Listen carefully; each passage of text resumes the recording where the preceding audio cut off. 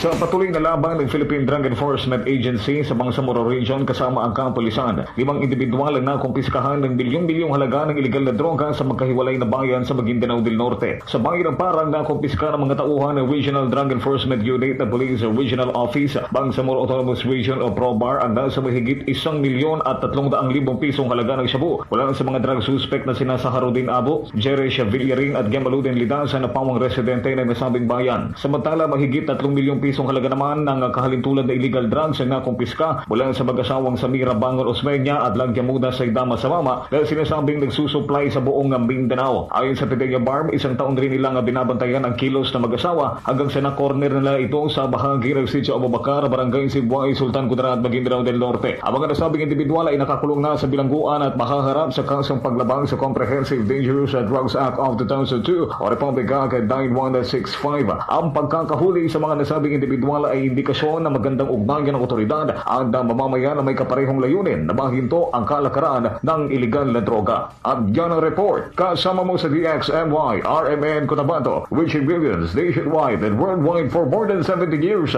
Ranchman Roy Holgado, Tatak RMN.